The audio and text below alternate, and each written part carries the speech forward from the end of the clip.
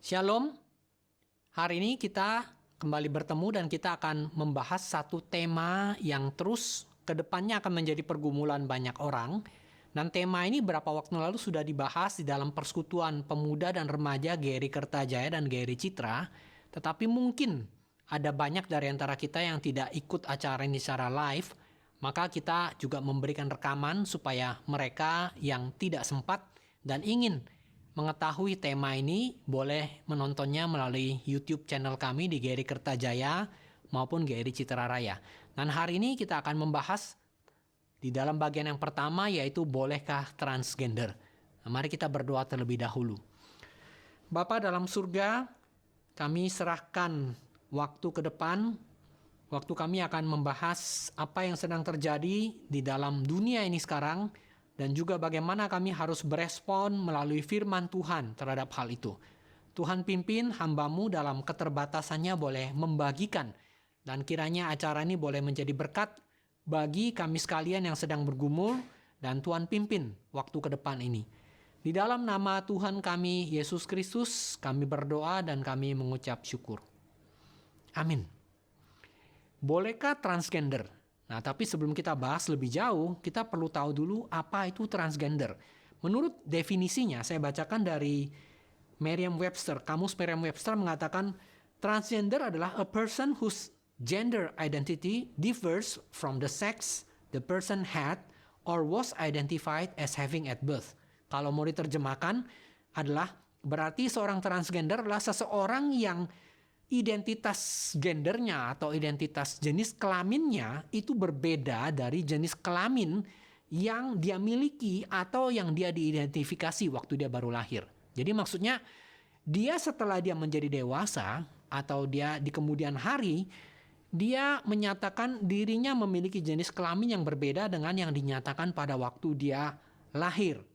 Jadi kita tahu waktu seorang bayi lahir di rumah sakit, itu biasanya, dan memang sudah umum ya, dokter atau para medis di situ akan menuliskan di dalam kartu di namanya siapa, beratnya berapa, lalu panjangnya berapa, dan dia jenis kelaminnya apa, laki-laki atau perempuan. Nah, transgender adalah orang yang kemudian menyatakan identitas jenis kelaminnya berbeda dengan waktu dia lahir, yang dinyatakan waktu dia lahir. Nah, biasanya misalnya ya, seorang yang lahirnya sebagai laki-laki, tapi kemudian hari dia menyatakan diri sebagai perempuan.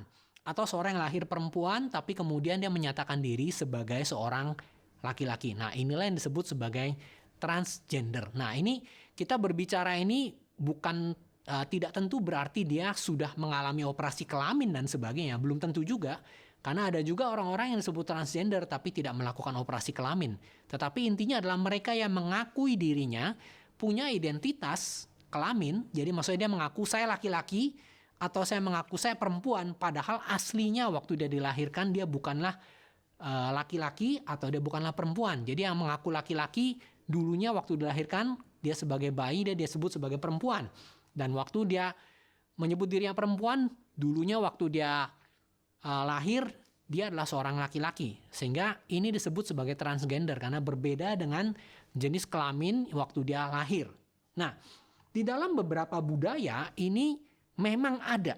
Jadi di dalam beberapa budaya ini ada. Misalnya ada yang mengatakan hijrah di India, kemudian di Polinesia, kemudian yang sangat terkenal yang kita tahu ladyboy, ya, atau tomboy, itu ada di Thailand.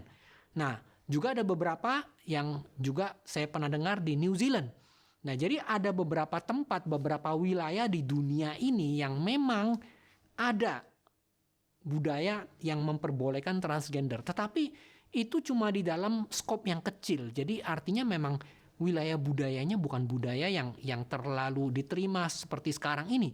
Nah, sekarang ini sepertinya ini sudah menjadi lebih banyak lagi orang-orang yang seperti itu. Bukan cuma dalam budaya-budaya kecil itu saja, tapi sudah dipopulerkan. Dan dalam waktu-waktu ke depan kita akan menemukan di dalam film, ya film-film superhero pun sudah nanti pelan-pelan akan muncul tokoh-tokoh transgender. Di dalam musik, di dalam ya segala macam ya, dalam media sosial dan sebagainya. Ini akan muncul dan akan ada yang mengatakan akan ada propaganda tentang hal ini, ya akan lebih banyak ke depannya. Nah, bagaimana kita berespon terhadap hal ini. Nah, ini adalah bagian yang pertama, kita akan membahas tentang bolehkah transgender. Nah, saya perlu menyatakan terlebih dahulu bahwa sepanjang yang saya alami, karena saya pernah juga memiliki teman ya, boleh dikatakan pernah menjadi transgender, meskipun dia tidak sampai operasi kelamin. Kebanyakan orang-orang yang saya temukan ini adalah entah lewat acara TV atau yang saya temukan langsung, mereka kebanyakan orang-orang yang berprestasi, yang berbakat, yang saya tahu ya, mungkin juga ada yang tidak. Dan kalau misalnya yang laki-laki yang jadi perempuan, itu yang saya temukan biasa sangat cantik.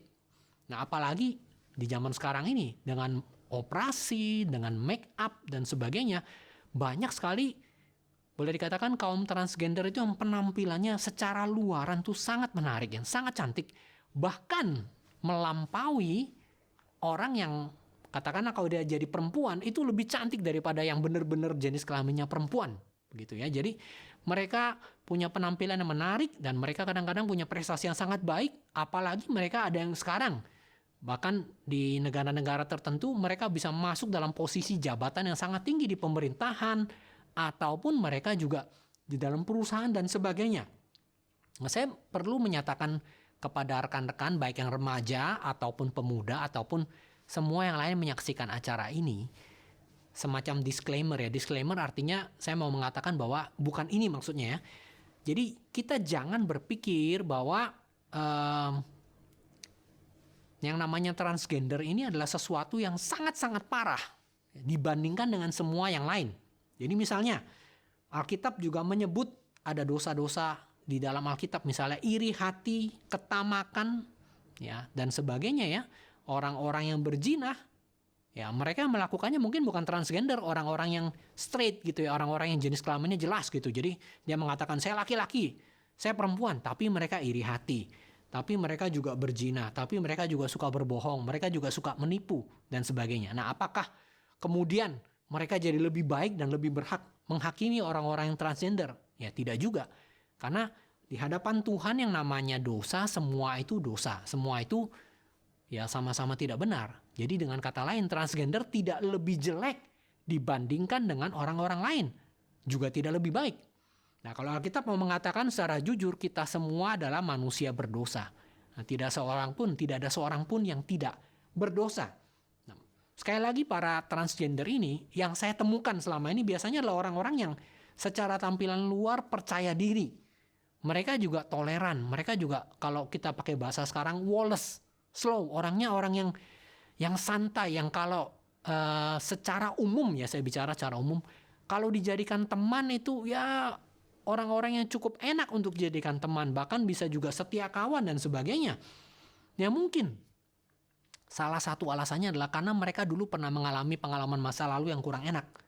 Mungkin mereka pernah dibully dan sebagainya, sehingga sekarang mereka memperlakukan orang lain itu dengan sikap yang lebih baik. Nah, itu sepengalaman saya yang saya tahu ya. Mungkin juga ada yang tidak demikian, tapi pada umumnya saya menemukan demikian. Nah, ada beberapa alasan orang menjadi transgender. Yang paling banyak adalah yang mengatakan dia mengalami dianiaya, di-abuse waktu masa kecil. Dia tidak bahagia. Atau mungkin papa mamanya ingin dia sebagai jenis kelamin yang lain. Jadi misalnya ada orang tua yang punya banyak anak laki-laki.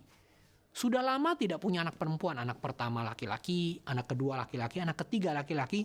Sekarang berharap lagi nih kalau mama ya, istrinya yang suami pengen si mama ini kalau hamil anak keempat jangan laki-laki lagi, perempuan. Ternyata lahir laki-laki. Lalu karena orang tua sangat menginginkan anak perempuan, lalu udahlah kita bikin lucu aja. Waktu masa kecil dikasih baju perempuan, apalagi anak itu saking tampannya, saking cakepnya ya dan seterusnya. Waktu didandanin boleh juga kelihatan cantik juga. Tapi kemudian mungkin ini berlanjut. Jadi waktu dia masih kecil, dia didandanin perempuan nggak apa-apa. Waktu dia makin besar, ternyata kelanjutan. Jadi keterusan dia pakai baju pakaian seperti itu. Nah, jadi mungkin ada dari keluarga yang semacam itu. Tidak diharapkan punya jenis kelamin demikian, maka dia diganti. Atau sebaliknya, dia diharapkan sudah punya banyak anak perempuan. Berikutnya harap lahir anak laki-laki. ternyata lahir perempuan juga, lalu didandanin sebagai pria, dikasih mainan pria dan sebagainya. Nah, ini orang tuanya juga keliru ya, tidak bisa menerima apa yang Tuhan berikan. Jadi ini alasannya. Ada juga yang mengatakan dia trauma waktu masa kecil ya, karena orang tuanya tidak mau menerima dia sebagai laki-laki atau sebagai perempuan, dan dia diperlakukan, mungkin ada orang tua yang kejam ya, suka menganiaya anaknya. Orang tua yang menginginkan anaknya jadi perempuan, ternyata laki-laki lalu dianiaya sedemikian rupa. Sehingga dia trauma, kalau gitu saya nggak mau lagi deh jadi perempuan, saya mau jadi laki-laki saja. Atau sebaliknya, saya nggak mau jadi laki-laki deh, saya mau jadi perempuan. Nah, karena itu ada yang mengatakan bahwa orang-orang yang kemudian memutuskan untuk beralih gender ini, beralih jenis kelamin, itu biasanya dia punya masa lalu yang kurang begitu baik ya. Baik dia dianiaya keluarga atau dia kurang dikasihi. Nah, celakanya adalah waktu mereka ini kemudian mencoba beralih. Jadi, saya mau jadi laki-laki aja deh pada ada perempuan, atau saya mau jadi perempuan aja deh pada ada laki-laki. Harapan awalnya mereka bisa diterima. Tapi ternyata waktu mereka berubah menjadi lebih mirip laki-laki atau lebih mirip perempuan, waktu di sekolah mereka dianggap aneh. Lalu orang-orang ini mulai dibully. Lalu orang-orang ini mulai dibenci, mulai dikata-katain, mulai digosipin dan sebagainya. Jadi mereka susah. Mereka akhirnya merasa tidak diterima di mana-mana. Sehingga kemudian waktu mereka menjadi dewasa dan kemudian waktu mereka sudah tanda kutip mulai menjadi sukses, orang-orang ini kemudian berkelompok dan menjadi satu kesatuan, lalu kemudian kayak menyatakan dirinya siapa dan mulai melawan orang-orang yang dulu dianggap membuli mereka. Nah, muncullah kelompok kaum transgender ini mungkin makin lama makin banyak dan mereka mulai menyatukan diri mereka. Nah, belum lagi ada mereka yang mungkin mengalami penganiayaan secara seksual waktu mereka masih kecil. Oh, itu kasihan ya. Kadang-kadang ada orang yang seharusnya keluarga dekat mereka sendiri yang mengasihi mereka, tapi ternyata malah mereka dianiaya secara seksual. Ada yang, maaf ya saya harus cerita, ada yang diperkosa waktu mereka masih kecil. Ya, mungkin gara-gara itu mereka jadi mau berganti jenis kelamin karena dia ngerasa, oh saya jadi perempuan malah saya diperkosa, udah saya jadi laki-laki aja. Ya, bisa jadi ada yang seperti itu. Nah, saya sebelum melanjutkan saya mau mengatakan, jikalau ada dari antara kita yang mengalami hal semacam ini terjadi di dalam keluarga, dan biasanya para penganiayanya akan ngomong, kamu jangan cerita ya. Kalau kamu cerita, nanti kamu akan dihukum, diancam dan sebagainya. Nah, kalau kalian mengalami ancaman semacam itu, carilah orang dewasa yang bertanggung jawab, yang mengasihi kalian, orang dewasa yang normal gitu, dan laporkan keadaan kalian. Apalagi kalau yang melakukannya adalah orang-orang terdekat. Di dalam dunia yang sudah jatuh ke dalam dosa, kadang-kadang yang seharusnya melindungi malah yang kemudian menganiaya, yang kemudian menyebabkan kerusakan seperti itu. Ada yang pamannya sendiri, ada yang ibunya sendiri, bahkan ada yang ayahnya sendiri. Nah, ini merupakan hal-hal yang mengerikan. Kalau itu betul terjadi pada kalian, laporkan itu. Dan carilah konselor, carilah orang di dalam Tuhan. Ya. Carilah mereka yang dewasa rohani yang kalian bisa ajak bicara. Ya, laporkan kepada pihak yang berwenang supaya kalian tidak dianiaya terus-menerus. Karena itu sangat-sangat merusak. Ya, apalagi, nah sekarang ada kasus yang lain. Ada orang-orang yang misalnya perempuan dia merasa lebih dikasihi kalau dia bisa punya anak, kalau dia bisa hamil. Tetapi kadang-kadang ada memang perempuan yang mengalami gangguan di rahimnya. Dia mengalami banyak kista kah, atau dia mengalami gangguan dalam sel telurnya, dia tidak bisa melahirkan, lalu dia merasa dia kurang dikasih oleh suaminya, sehingga akhirnya dia memutuskan, sudahlah kalau gitu saya mau operasi, saya mau jadi laki-laki. Nah, ada kasus-kasus semacam itu. Nah, maka terjadilah. Dan orang-orang ini mungkin yang zaman-zaman dulu ya, ada kesaksian-kesaksian yang saya temukan di YouTube. Waktu itu mereka masih kecil, mereka nggak tahu kalau itu namanya transgender. Tapi akhirnya mereka mulai berubah orientasinya, mulai tidak lagi bisa menerima dirinya sebagai laki-laki atau sebagai perempuan. Karena mereka beranggapan bahwa saya lebih baik kalau saya ganti jenis kelamin saya. Rasanya saya akan diterima deh. Sekarang nih misalnya saja ya, ini maaf ya, saya bukan sedang mau mengatai siapa ya. Misalnya ada seorang perempuan ngerasa, aduh tampilan saya jelek. Ternyata kok banyak orang bilang kamu cewek tapi kok tampang lebih mirip cowok. Lalu dia mulai, oh kalau gitu kalau saya rubah jadi cowok aja sekalian gitu ya, mungkin saya lebih diterima. Atau mungkin dia cowok tapi disebut lembeng kah atau kemayu kah dan seterusnya. Lalu bilang, dia berpikir, kalau gitu sekalian aja. Kalau saya berubah jadi perempuan mungkin saya akan lebih diterima. Jadi mereka ini adalah, ada orang-orang yang demikian, yang karena merasa lebih bisa diterima kalau mereka berganti identitas jenis kelamin, mereka ganti akhirnya. Dan waktu mereka ganti, akhirnya memang ada beberapa yang tanda kutip merasa lebih diterima. Nah, itu adalah beberapa alasannya.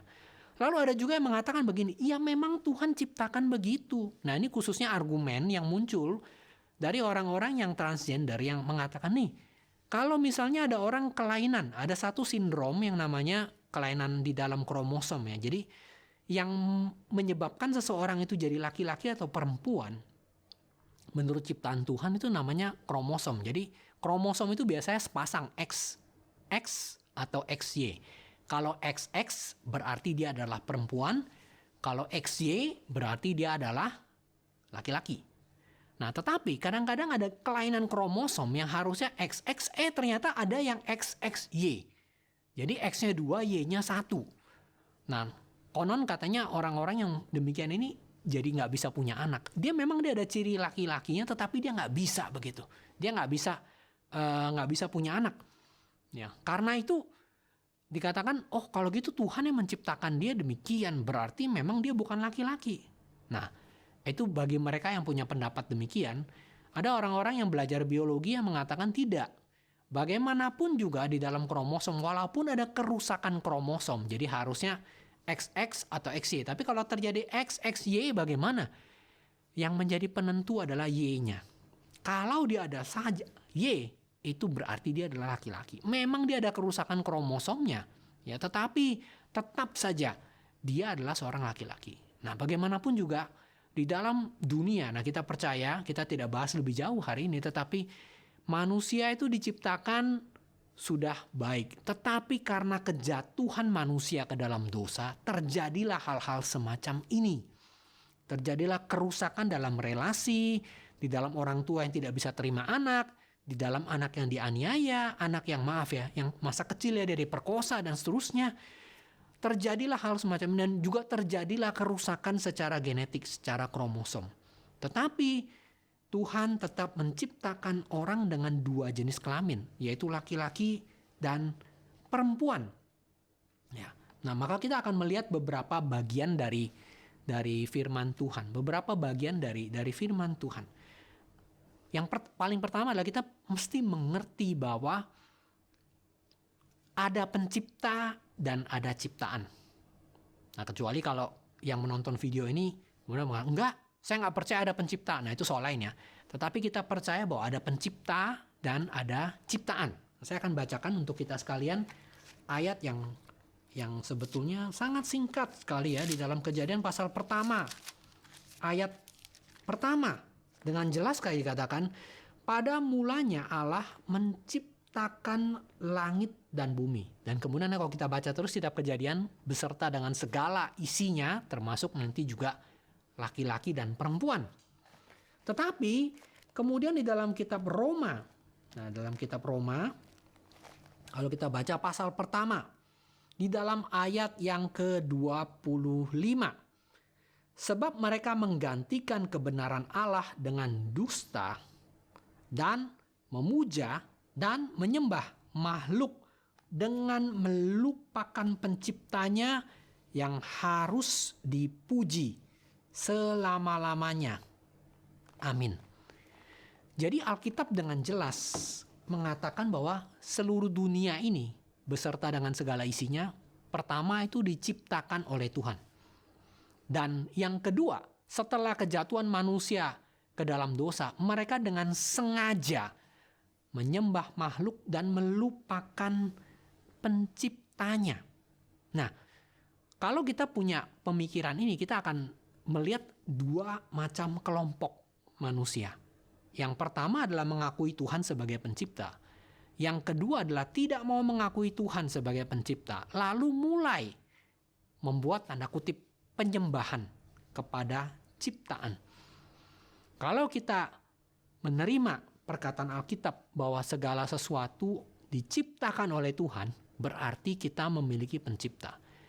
Nah, otomatis konsekuensinya karena kita ada yang menciptakan, berarti ada tujuan penciptaan. Nah, tujuan penciptaan itu tidak kita tentukan sendiri, tetapi dari yang menciptakan. Misalnya kalau seseorang diberikan seorang pencipta handphone, ya. Waktu dia menciptakan handphone itu tidak bisa memilih dia digunakan untuk apa. Yang bisa menentukan cuma yang menciptakannya, karena dia hanya ciptaan untuk alat komunikasi, untuk streaming, untuk menonton YouTube, ya, untuk Instagram dan sebagainya. Jadi handphone itu tidak bisa menentukan sendiri dia mau digunakan untuk apa. Kalau orang mau sembarangan dia mau pakai handphone buat lempar orang bisa, buat ganjal meja yang goyang-goyang ya karena itu juga bisa, dan seterusnya ya. Tetapi nggak sesuai ya fungsinya. Bahkan ada orang misalnya pakai handphone untuk, ya ini yang rada aneh, dia pakai buat ngulek sambal karena ujungnya keras juga bisa. Bisa-bisa saja. Dan tanda kutip sah-sah saja kalau dia yang beli, dia yang pakai, terserah saya, handphone saya kok. Tetapi waktu diciptakan nggak begitu tujuannya. Bukan untuk lempar orang, bukan buat ganjal meja, bukan untuk ulek sambal dan sebagainya. Handphone ada tujuannya. Maka kalau kita menerima kita sebagai ciptaan, konsekuensinya adalah bukan saya menentukan diri saya, bukan saya menentukan sekaligus juga latar belakang saya, bukan jenis kelamin saya juga bukan saya yang tentukan. Dan karena saya adalah ciptaan, kemudian ada pencipta, saya bergantung pada pencipta, berarti saya bertanggung jawab kepada pencipta. Nah, tetapi manusia tidak mau demikian. Kalau kita baca terus Kejadian pasal pertama, masih oke manusia diciptakan. Kejadian kemudian dalam pasal yang kedua Tuhan memberi perintah kepada manusia, jangan makan pohon pengetahuan baik dan buruk, jangan makan buahnya itu. Kalau ada orang menafsirkan begini loh, kok Tuhan jahat? Manusia pengen punya pengetahuan, kenapa dia tidak boleh punya pengetahuan sendiri? Kenapa dia nggak boleh makan? Kalau dia makan kan dia punya pengetahuan. Oh, salah. Tuhan sudah memberikan pengetahuan itu, yang baik dan yang jahat. Tuhan sudah kasih tahu di dalam kitab Kejadian, yang pasal yang kedua, semua buah dalam taman ini boleh kamu makan buahnya dengan bebas. Nah, itu yang baik. Tetapi ada satu pohon di tengah-tengah yang jangan kamu makan, yaitu buah pohon pengetahuan baik dan jahat. Berarti sebelumnya manusia sudah tahu mana baik, mana jahat. Mereka tidak boleh putuskan sendiri mana baik, mana jahat, atau membuat penilaian sendiri. Kalau mereka adalah ciptaan, mereka harus bergantung kepada penciptanya. Itu adalah satu hal yang wajar. Kalau pencipta menciptakan ciptaan harus bergantung kepada penciptanya. Di dalam budaya populer ada satu film Avengers ya. Meskipun ini bukan tentu ada beberapa adegan kekerasan yang saya tidak terlalu setuju juga. Tetapi ada satu tokoh ciptaan itu namanya Ultron. Ultron itu diciptakan oleh Tony Stark yang kita tahu adalah Iron Man. Nah, Ultron ini kemudian punya niat yang berbeda sama sekali dengan penciptanya dan dia menjadi jahat. Nah, itu dapat kita gambarkan mirip seperti itu. Kira-kira begitulah gambaran manusia yang sudah jatuh ke dalam dosa. Dia diciptakan oleh Tuhan. Harusnya dia melakukan apa yang Tuhan mau, tapi dia punya kehendak sendiri yang melawan kehendak Tuhan. Nah, ini adalah bagian yang paling penting yang menimbulkan banyak sekali masalah di dalam dunia setelah itu. Nah, karena itu kita perlu sebagai ciptaan, kita perlu bergantung kepada Tuhan, kita perlu taat kepada perintah, taat kepada firman Tuhan, mau tidak mau. Nah, sekarang kalau kita pengen berbicara soal jenis kelamin atau gender penting nggak buat Tuhan? Sangat penting. Ya, ada orang bilang terserah saya mau menentukan sendiri. Ya, seperti Adam dan Hawa. Mau menentukan sendiri mana baik, mana jahat. Dia makan buah pohon pengetahuan baik dan buruk. Tetapi gender itu sangat penting bagi Tuhan. Karena dari awal mula dia ciptakan kita laki-laki dan perempuan. Saya akan bacakan dalam kitab Kejadian ya. Kejadian di dalam pasal yang pertama, ayat 26-27. Berfirmanlah Allah, baiklah kita menjadikan manusia menurut gambar dan rupa kita, supaya mereka berkuasa atas ikan-ikan di laut dan burung-burung di udara dan atas ternak dan atas seluruh bumi dan atas segala binatang melata yang merayap di bumi. Maka Allah, nah ini, menciptakan manusia itu menurut gambarnya, menurut gambar Allah, diciptakannya dia, laki-laki dan perempuan diciptakannya mereka. Kejadian pasal pertama ayat 26 dan 27. Jadi dari awal mula manusia ditetapkan oleh Tuhan itu dalam penciptaan adalah laki-laki dan perempuan. Cuma 2 jenis kelamin. Tidak ada jenis kelamin yang ketiga. Jadi ini adalah perbuatan Tuhan sendiri. Ini bukan rekayasa masyarakat. Nah, kaum transseksual atau transgender, tidak semua, tetapi ada yang berpendapat bahwa jenis kelamin itu ditentukan sama masyarakat. Ya, kami jadi laki-laki atau perempuan tuh masyarakat ngomongnya begitu. Padahal di dalam diri kami merasa kami bukan laki-laki misalnya ya. Kami merasa diri kami bukan perempuan. Itu adalah rekayasa masyarakat. Tidak, itu bukan rekayasa masyarakat. Alkitab ngomong dengan jelas bahwa menentukan laki-laki dan perempuan penentunya adalah Tuhan sendiri. Jadi penentu laki-laki dan perempuan itu adalah Tuhan sendiri. Tetapi kalau sekarang maaf ya, kalau kita lihat di Facebook, khususnya di kolom-kolom jenis kelaminnya, nanti bisa ditampilkan ya. Itu pilihan-pilihannya makin lama makin banyak loh. Jadi bukan cuma laki-laki dan perempuan, sederhana kan ya. Sekarang tambah banyak.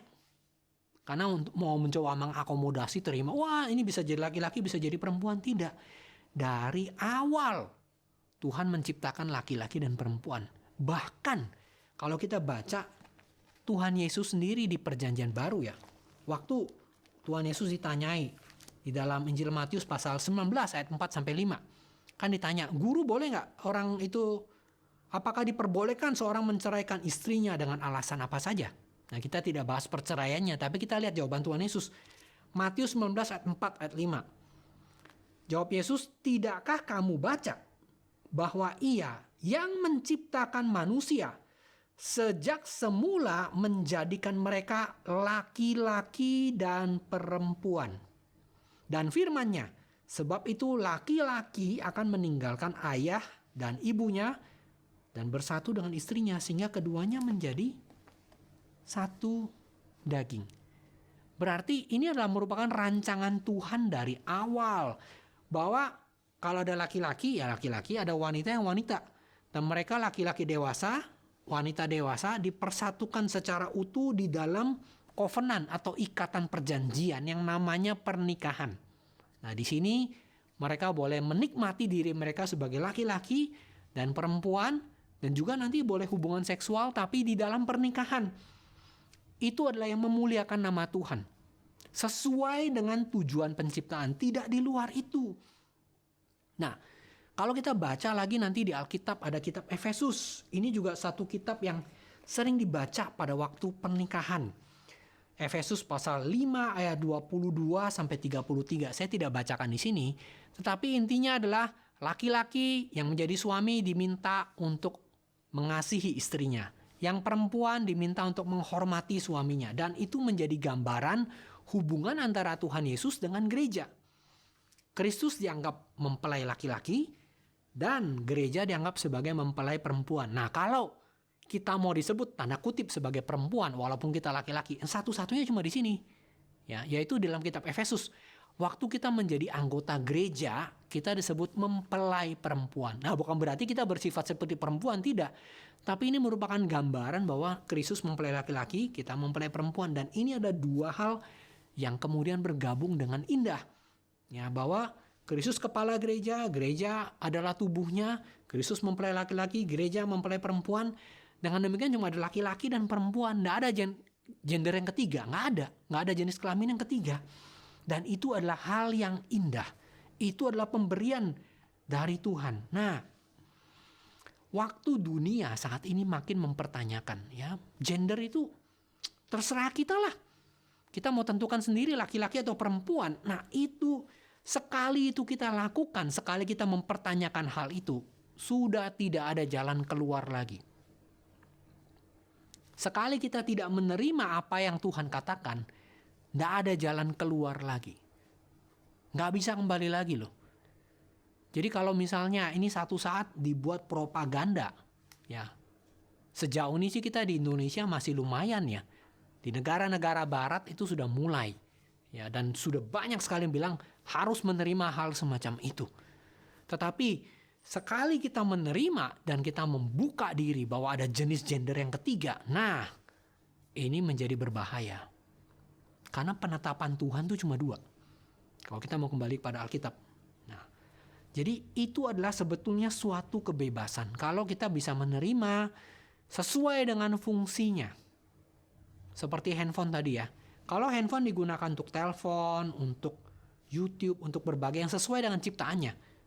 Maksud tujuan itu berarti penggunaannya sesuai dan tanda kutip handphone itu berfungsi dengan baik. Tetapi kalau dia digunakan untuk sesuatu yang lain ya tadi ganjel meja, untuk ulek sambal, untuk lempar orang, fungsinya menjadi berbeda. Meskipun bisa juga tapi jadi rusak. Nah demikian juga waktu kita mau mengatakan, oh saya laki-laki tapi saya mau berubah jadi perempuan bisa kok. Ya bisa memang tanda kutip ya bisa. Dia bisa operasi kelamin, dia bisa melakukan ini dan itu. Tetapi maaf, ini nggak sesuai dengan fungsi aslinya. Bahkan menyalahi fungsi aslinya dan akan menimbulkan kerusakan. Nah kita hari ini tidak bahas terlalu jauh. Tapi minggu depan kita akan bahas contoh-contoh dan beberapa orang yang pernah mengalami hal itu. Bagaimana perasaan mereka dan seterusnya. Kita tidak bahas terlalu jauh. Hari ini kita bahas mengenai prinsip firman Tuhan. Nah, sekali kita ingin kebebasan kita tanpa batas, kita bisa tentukan sendiri. Nah, Alkitab mengatakan waktu kita mau bebas tapi di luar firman Tuhan, itulah namanya kejatuhan. Itulah namanya dosa. Waktu kebebasan kita tidak mau dibatasi oleh firman Tuhan, itu bukan kebebasan.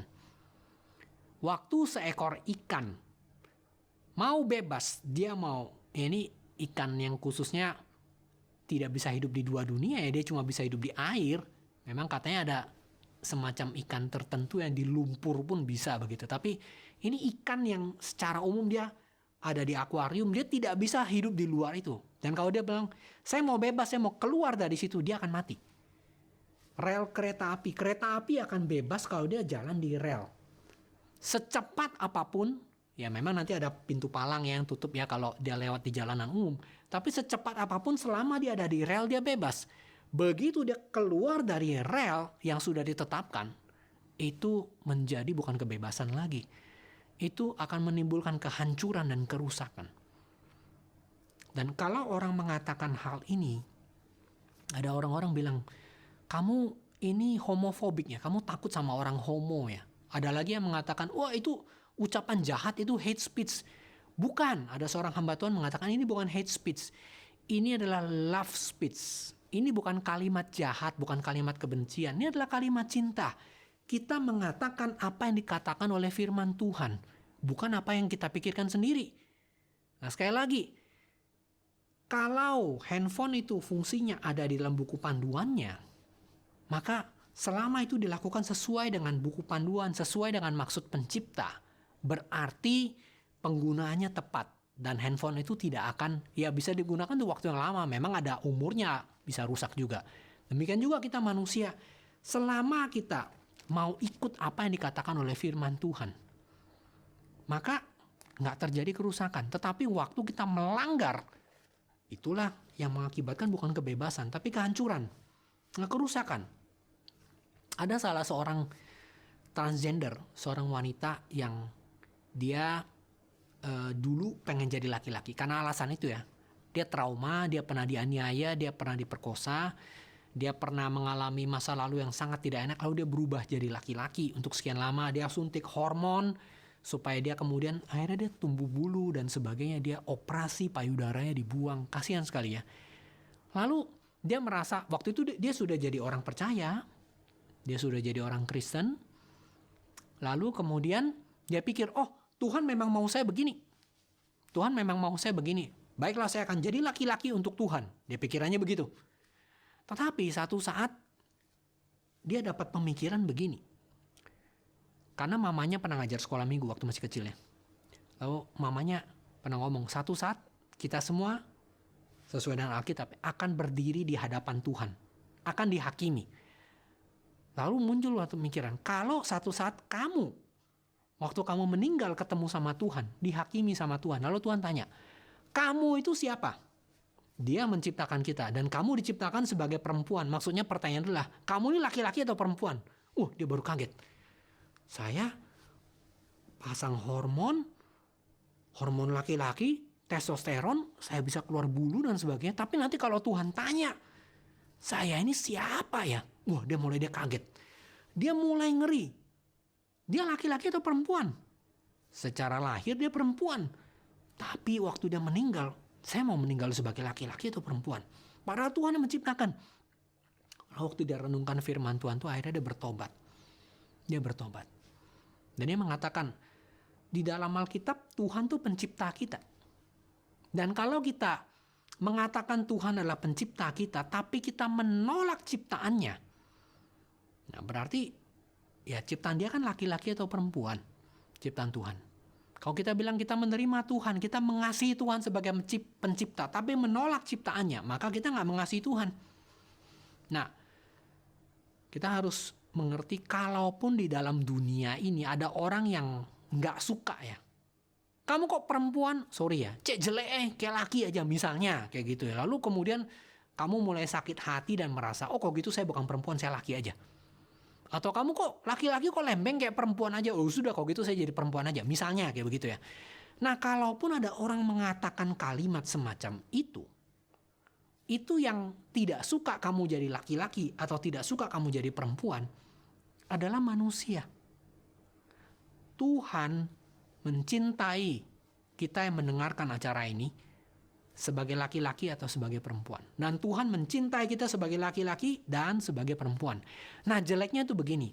Budaya kita, atau nggak usah ngomong budaya, manusia secara umum itu lebih suka kalau misalnya, kalau kamu tampil sebagai laki-laki yang keren, yang ganteng, yang gagah. Kalau kamu tampil sebagai perempuan yang cantik, yang seterusnya. Nah, ada orang-orang tertentu memang, mohon maaf, kalau dia laki-laki memang dia Tuhan ciptakan dari bawaan dasarnya. Dia laki-laki asli, tapi ya tanda kutip kurang maco lah gitu ya. Dia kurang. Dia perlu belajar hal itu. Lalu dia ngerasa, saya lebih mirip perempuan. Udahlah. Kalau gitu dunia lebih bisa terima perempuan cantik daripada terima saya laki-laki lembeng gitu misalnya. Jadi dia ngerasa, udahlah kalau gitu saya ganti aja sekalian saya jadi perempuan supaya saya lebih bisa diterima.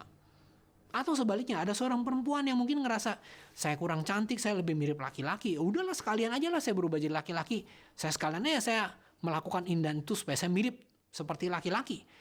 Nah, dunia kadang-kadang begitu. Dia maunya yang laki tampil seperti, segagah mungkin, yang perempuan tampil secantik mungkin. Sehingga kalau di luar dua ini dianggap nggak bisa diterima. Tidak.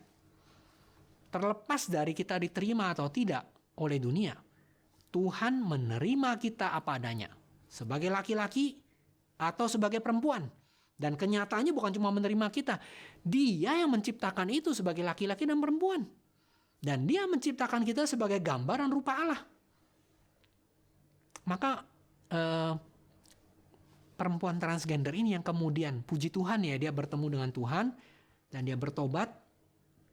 Dia mengatakan, akhirnya saya dikasih tahu oleh Tuhan lewat Alkitab, kamu adalah perempuan. Dan Tuhan yang kasih tahu saya adalah Tuhan yang penuh kasih. Itu yang membebaskan dia waktu dia tahu. Orang di luar mau ngomong apa, tapi Tuhan ngomong kamu perempuan. Dan kalau dia perempuan.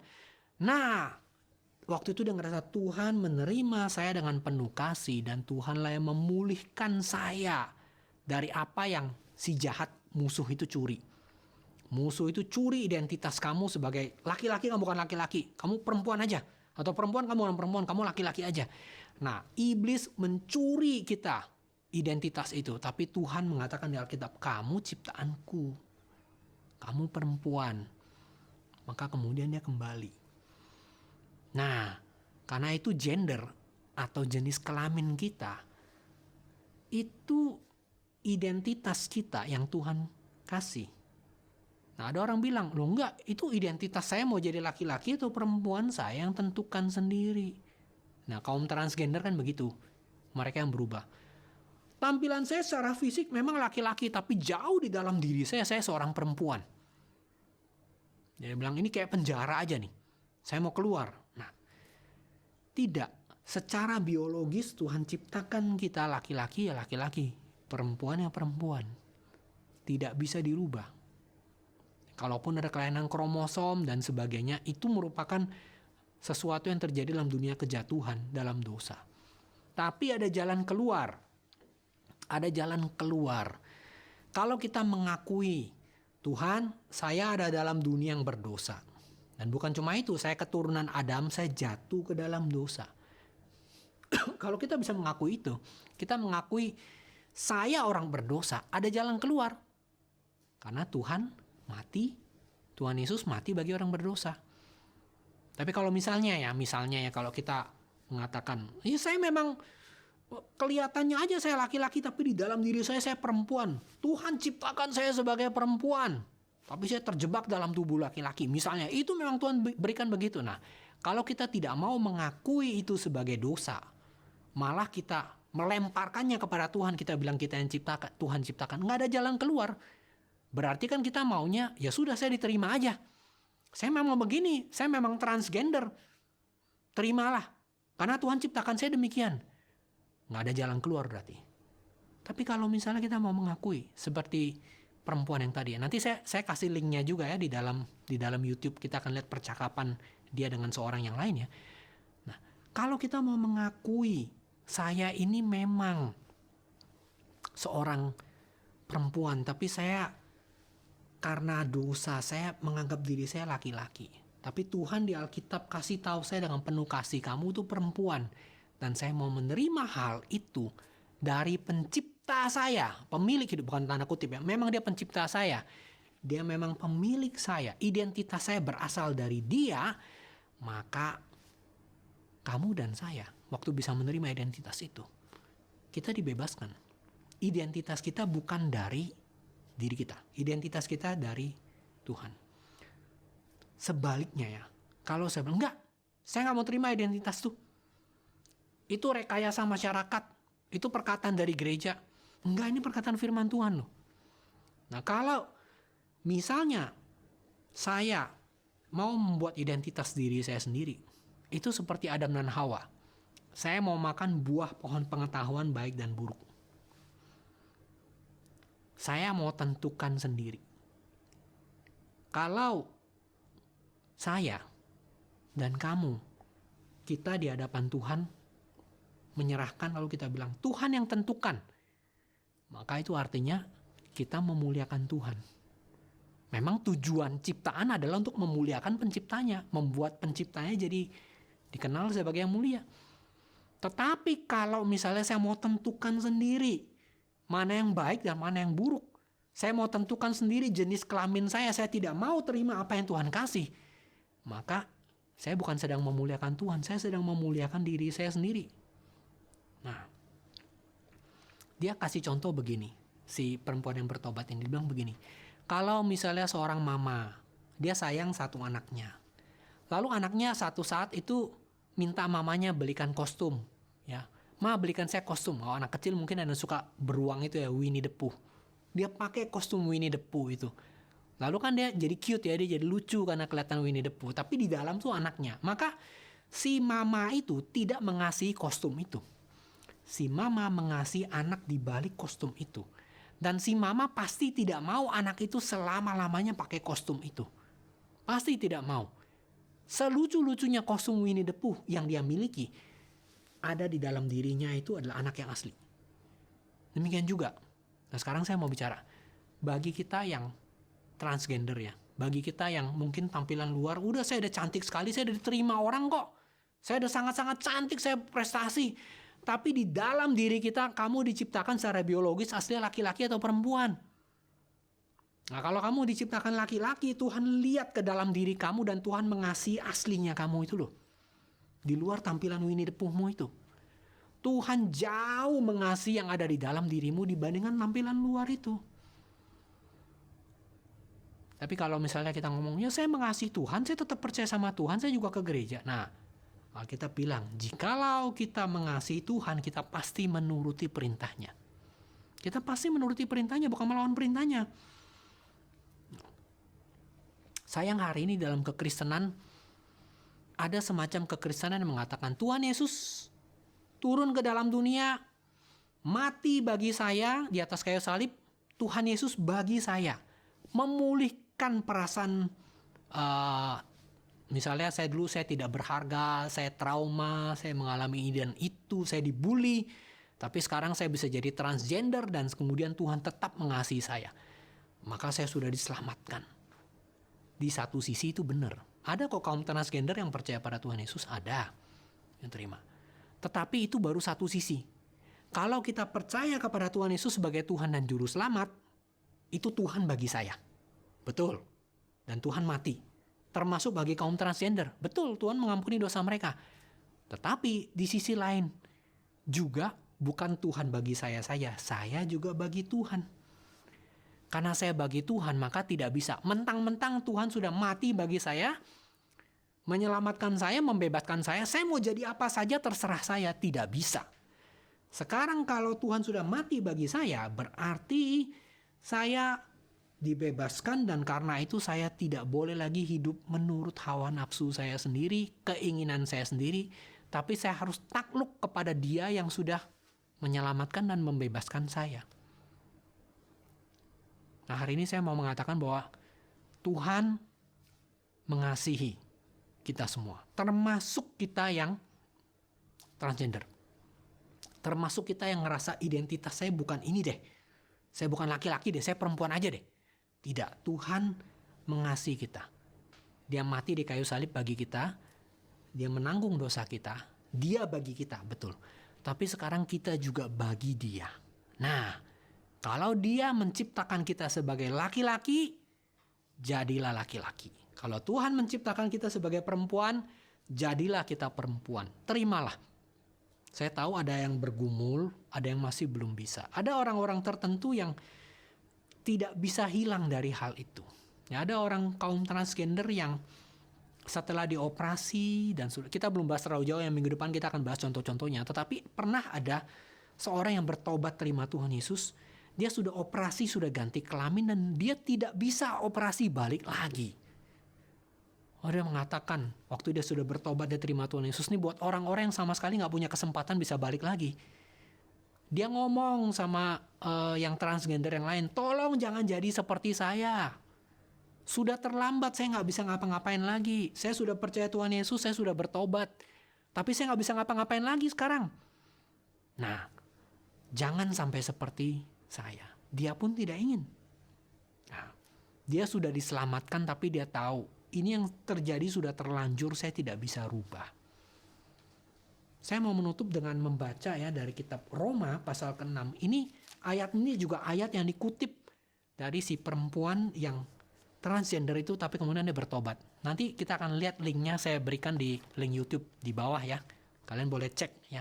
Itu memang di dalam bahasa Inggris tapi coba nanti kalau kalian pakai open transcript, kalian copy semua, kalian ini aja dipakai Google Translate mungkin bisa dirubah jadi bahasa Indonesia. Nah, ini ayat yang saya mau tutup dari Roma pasal 6 ayat 1 sampai dengan ayat 6. Jika demikian, ya kalau orang sudah diselamatkan oleh Tuhan Yesus, apakah yang hendak kita katakan? Bolehkah kita bertekun dalam dosa supaya semakin bertambah kasih karunia itu? Jadi kalau sudah ditebus, berdosa nggak apa-apa kan, kasih karunia Tuhan banyak, boleh nggak? Ayat 2, sekali-kali tidak. Bukankah kita telah mati bagi dosa? Bagaimanakah kita masih dapat hidup di dalamnya? Atau tidak tahukah kamu bahwa kita semua yang telah dibaptis dalam Kristus telah dibaptis dalam kematiannya? Dengan demikian kita telah dikuburkan bersama-sama dengan Dia oleh baptisan dalam kematian, supaya sama seperti Kristus telah dibangkitkan dari antara orang mati oleh kemuliaan Bapa, demikian juga kita akan hidup dalam hidup yang baru. Ayat 5. Sebab jika kita telah menjadi satu dengan apa yang sama dengan kematiannya, kematian Kristus, kematian Tuhan Yesus, kita juga akan menjadi satu dengan apa yang sama dengan kebangkitannya. Karena kita tahu, nah ini dia, bahwa manusia lama kita telah turut disalibkan supaya tubuh dosa kita hilang kuasanya, agar kita jangan menghambakan diri lagi kepada dosa. Ayat 6 penting, karena kita tahu bahwa manusia lama kita telah turut disalibkan, supaya tubuh dosa kita hilang kuasanya, agar kita jangan hambakan diri kita lagi kepada dosa. Bagi kita yang terikat di dalam hal ini ya, transgender, lalu kemudian kita bilang, saya nggak bisa lepas. Bisa. Roma 6 ayat 6. Tubuh dosa kita telah dimatikan kuasanya. Dosa sudah disalibkan supaya hilang kuasanya. Kita jangan hambakan diri lagi. Tuhan telah bebaskan kita. Nah, hari ini saya mau mengajak kita, khususnya mereka yang transgendernya. Tuhan mengasihi kalian. Ya. Tuhan mati bagi kalian. Jangan bilang, saya nggak bisa Pak, saya nggak bisa. Bisa. Bukan saya yang bilang, ini Tuhan yang ngomong. Mulai Rasul Paulus tulis Roma 6 ayat 6. Kita sudah dimatikan. Ya. Manusia lama kita disalibkan. Kalau betul-betul kita percaya pada Tuhan Yesus, tubuh dosa kita hilang kuasanya. Sekarang kita punya kuasa yang baru. Ya, mari kita berdoa. Bapa dalam surga, tidak ada seorang pun dari antara kami yang benar. Sebagai keturunan Adam, kami manusia berdosa. Dan kami memilih jalan kami sendiri. Nah, khususnya di dalam hari ini, tema tentang transgender ini Tuhan. Ada beberapa dari antara kami yang sudah memilih. Dan Alkitab mengatakan tidak ada jenis kelamin yang lain. Sebagaimana kami diciptakan, entah itu sebagai laki-laki atau sebagai perempuan, itulah yang Tuhan ciptakan. Jikalau kami memilih yang lain, itulah akibat dari dosa kami. Kami tahu ada hal-hal yang sudah terlanjur dilakukan dan mungkin tidak bisa kembali lagi. Tetapi Tuhan menerima kami orang berdosa. Sekarang Tuhan ingin kami juga kembali kepada Tuhan. Tuhan berkati setiap kami yang terikat, yang tidak bisa lepas, yang diperbudak oleh dosa tertentu, khususnya di dalam hal transgender ini Tuhan. Tuhan menciptakan kami dengan harga diri sebagai gambar dan rupa Allah, laki-laki dan perempuan. Dan kami tahu Tuhan mengasihi kami, Tuhan melihat ke dalam diri kami sebagai ciptaan. Dan Tuhan telah membebaskan kami dalam Kristus. Hari ini Tuhan, siapapun di antara kami yang mau menerima Kristus sebagai Tuhan dan Juru Selamatnya, Tuhan tolonglah mereka. Dan tolonglah bukan cuma kami diselamatkan oleh Tuhan, Tuhan bagi kami, tapi kami juga hidup bagi Tuhan. Meninggalkan dosa. Karena waktu kami percaya kepada Kristus, tubuh dosa kami itu telah disalibkan bersama dengan Kristus. Kami tidak perlu lagi diperbudak, kami telah dibebaskan. Bukan hanya dosa ini saja Tuhan, semua dosa yang lain. Kami tidak ada satupun yang lebih baik. Kami butuh anugerah dan pengampunan Tuhan. Terima kasih Tuhan, hamba Tuhan begitu terbatas dalam menyampaikan firman, tapi kiranya apa yang dimaksudkan dan apa yang diajarkan oleh firman Tuhan melalui Roh Kudus boleh dinyatakan. Dan banyak orang yang mendengar firman Tuhan melalui rekaman ini boleh menemukan kebebasan yang sejati, pertolongan Tuhan yang sejati, dan sukacita dan kebahagiaan sejati. Terima kasih Tuhan, dengarkan doa kami di dalam nama Tuhan kami Yesus Kristus yang menciptakan kami, laki-laki dan perempuan, yang mengasihi kami, yang mati bagi kami, yang bangkit bagi kami, dan yang memberikan kebahagiaan kekal pada kami. Kami berdoa dan mengucap syukur. Amin. Ya, demikian hari ini kita sudah menyelesaikan tentang bolehkan transgender bagian yang pertama. Silakan boleh membagikan video ini kepada siapapun yang mungkin bisa mendapatkan berkat melaluinya. Ya, kita juga berdoa juga untuk nanti seri berikutnya tentang pembahasan transgender seri yang kedua. Tuhan memberkati dan mengasihi kita sekalian. Sampai berjumpa lagi. Shalom.